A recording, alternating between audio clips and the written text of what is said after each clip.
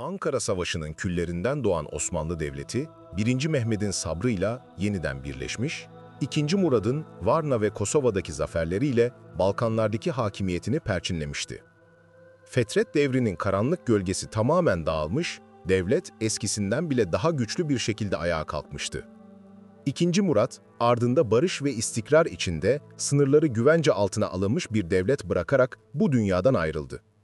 1451 yılında taht bir kez daha o genç ve hırslı şehzadeye kalmıştı.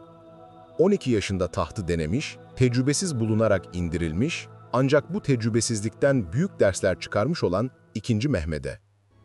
Avrupa sarayları ve hatta Osmanlı'nın tecrübeli devlet adamları bu genç hükümdarın babası gibi barışçıl bir politika izleyeceğini umuyordu. Ancak onlar o ateşli gözlerin ardında yatan sarsılmaz iradeyi ve çocukluğundan beri tek bir hedefe kilitlenmiş o keskin zekayı henüz tanımıyorlardı. Mehmet için barış sadece daha büyük bir savaşa hazırlanmak için bir araçtı.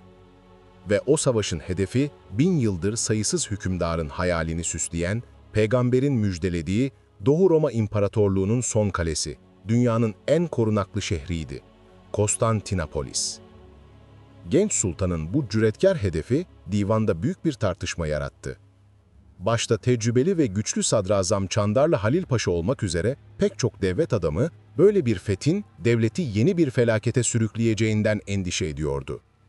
Haçlı tehlikesi hala tazeydi ve Konstantinopolis'in surları tarihte 23 büyük kuşatmaya dayanmıştı. Onlar için bu bir macera, bir hayaldi ama Mehmet için bu bir saplantı, bir kaderdi. O sadece bir şehri değil, bir çağı fethetmek istiyordu. Muhalefete kulağını tıkayan sultan, tarihin gördüğü en titiz ve en kapsamlı fetih hazırlıklarına başladı. Onun dehası sadece kılıçta değil, akılda, mühendislikte ve lojistikte yatıyordu. Fethin önündeki en büyük engel, Bizans'a Karadeniz'den gelebilecek Ceneviz ve Venedik yardımlarını taşıyan gemilerdi. Bu yolu kesmek için, dedesi Yıldırım Bayezid'in Anadolu yakasına yaptırdığı Anadolu Hisarı'nın tam karşısına, Boğaz'ın en dar noktasına devasa bir kale inşa etme emri verdi. 1452 yılının baharında binlerce işçi ve usta inanılmaz bir hızla çalışmaya başladı. 4 ay gibi akıl almaz bir sürede tamamlanan Rumeli Hisarı sadece bir kale değil, Mehmet'in iradesinin taştan bir anıtıydı. Artık Boğaz'dan geçen her gemi Osmanlı'nın iznine tabiydi. Karadeniz ile Marmara arasındaki bağlantı kesilmiş, Konstantinopolis'in boğazı sıkılmıştı. Bu, Bizans İmparatoru 11. Konstantinos'a ve tüm dünyaya gönderilmiş açık bir meydan okumaydı. Şehir benimdir. Ancak Mehmet, fethin anahtarının karada, o efsanevi Theodosius surlarını yıkmakta olduğunu biliyordu. O güne dek kullanılan havan topları bu surlara karşı etkisiz kalmıştı. Daha büyüğüne, daha güçlüsüne, daha önce hiç görülmemiş bir silaha ihtiyacı vardı. Ve aradığı deha, Macar top döküm ustası Urban'ın şahsında karşısına çıktı. Urban, Bizans İmparatoruna hizmetini sunmuş ama yeterli ücreti alamayınca Osmanlı tarafına geçmişti. Mehmet ona hayal bile edemeyeceği imkanlar sundu ve tek bir soru sordu. Konstantinopolis'in surlarını yıkabilecek bir top dökebilir misin? Urban'ın cevabı tarihin seyrini değiştirecekti. Edirne'de kurulan devasa dökümhanelerde aylarca süren çalışmaların sonunda Şahi adı verilen bronz canavarlar ortaya çıktı. Bu toplar 600 kiloluk gülleleri 1,5 kilometre uzağa fırlatabiliyordu. Onları taşımak için onlarca manda, hareket ettirmek için yüzlerce asker gerekiyordu. Bu sadece bir silah değil, bir teknoloji harikası, bir psikolojik savaş aracıydı. Mehmet, askeri gücünü çağının ötesindeki teknolojik vizyonuyla birleştirmişti. 100.000'i aşkın ordusu, 400'den fazla parçadan oluşan donanması ve surları titretecek şahi toplarıyla artık her şey hazırdı. 1453 yılının baharında insanlık tarihinin en büyük kuşatmalarından biri başlamak üzereydi. 6 Nisan 1453. Osmanlı ordusu, Mehmet'in komutasında şehrin surları önüne karargahını kurdu. O gün, surların içindeki son Roma İmparatoru Konstantinos ve 7.000 kadar asker için sonun başlangıcıydı. Kuşatma, şahi toplarının kulakları sağır eden gümbürtüsüyle başladı. Her bir gülle 1000 yıllık surlarda derin yaralar açıyor ama Bizanslılar gece gündüz demeden bu gedikleri onarıyordu. Giovanni Giustiniani komutasındaki Cenevizli askerlerin kahramanca direnişi, kuşatmanın beklenenden uzun sürmesine neden oluyordu. Fethin önündeki bir diğer büyük engel, Haliç'in girişine çekilmiş olan devasa zincirdi. Bu zincir, Osmanlı donanmasının şehrin en zayıf surlarına yaklaşmasını engelliyordu. Denizden yapılan tüm saldırılar başarısız olmuştu. Kuşatma, tıkanma noktasına gelmiş, orduda sabırsızlık ve moral bozukluğu baş göstermişti. İşte tam bu anda 2. Mehmet, askeri tarihin en cüretkar ve en dahiyane planlarından birini devreye soktu. Eğer gemiler denizden giremiyorsa, o zaman karadan yürütülecekti. 21 Nisan'ı 22 Nisan'a bağlayan gece, tarihin gördüğü en akıl almaz lojistik operasyon gerçekleşti. Binlerce asker, Galata sırtlarındaki ormanlık arazide, kızaklar ve silindirler üzerinde 70'ten fazla gemiyi bir gecede karadan yürüterek Haliç'e indirdi. Sabah uyandıklarında Haliç'te Osmanlı donanmasını gören Bizanslıların yaşadığı şok ve dehşet, kuşatmanın kırılma noktasıydı.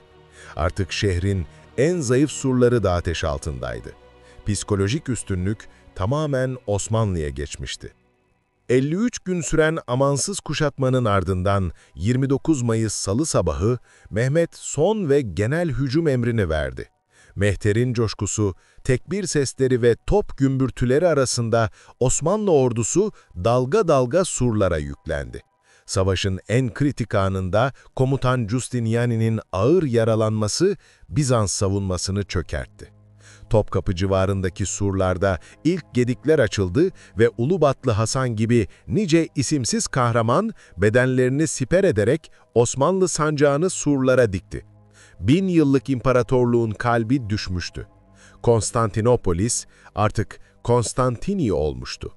Bu sadece bir şehrin fethi değil, Orta Çağ'ı kapatıp yeni çağı açan sembolik bir andı.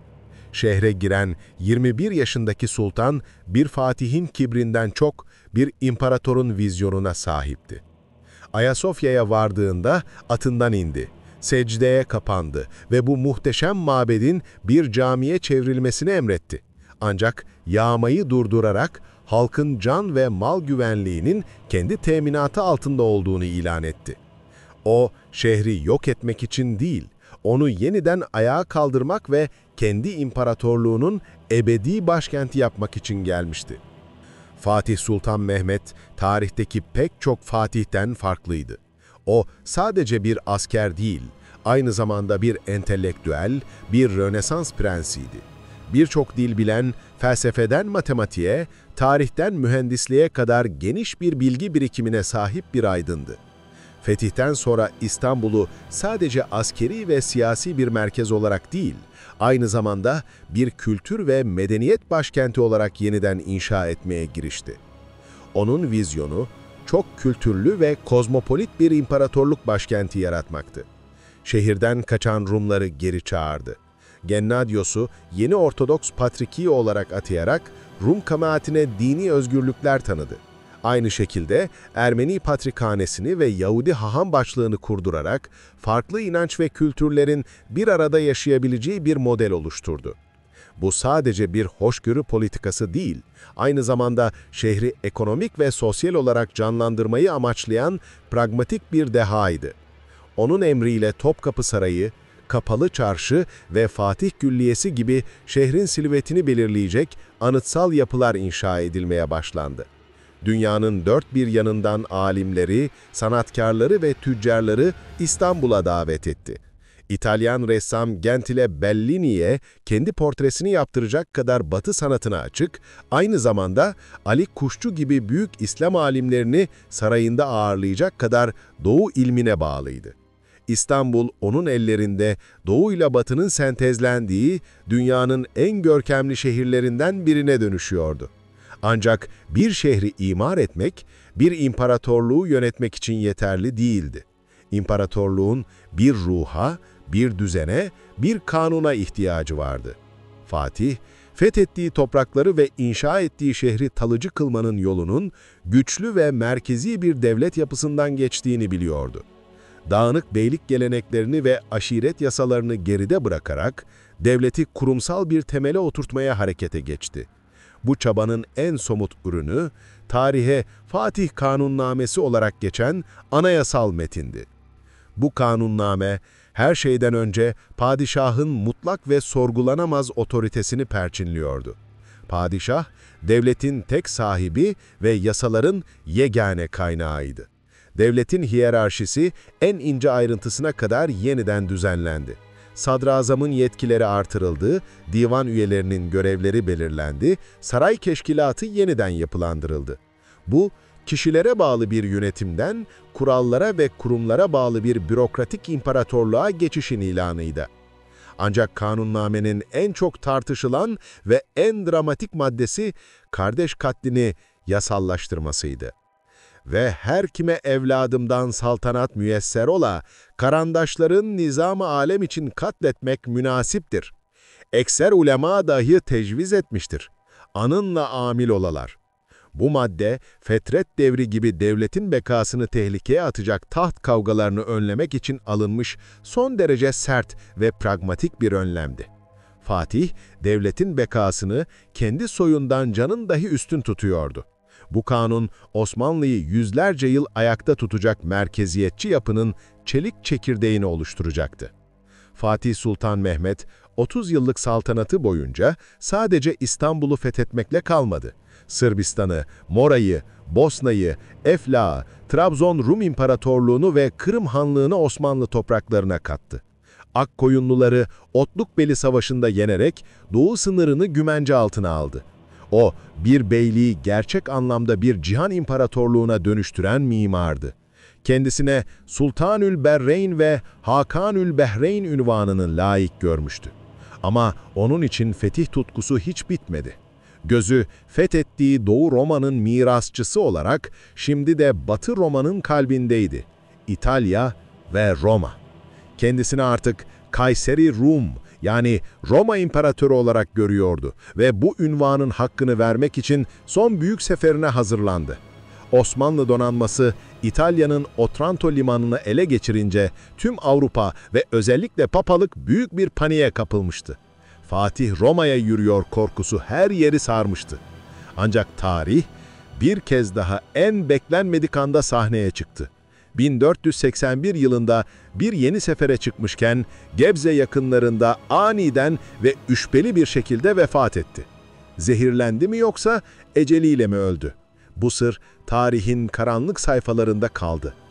Çağ kapatıp çağ açan Büyük Fatih, arkasında mutlak güce sahip bir imparatorluk bırakmıştı. Ama aynı zamanda biri uysal ve dindar, diğeri ise hırslı ve isyankar iki farklı şehzade bırakmıştı.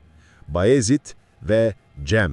Fatih'in ölümü, o inşa ettiği o muhteşem imparatorluğun tarihinin en büyük kardeş kavgalarından birine ve beklenmedik bir fetret dönemine sürüklenmesine neden olacaktı.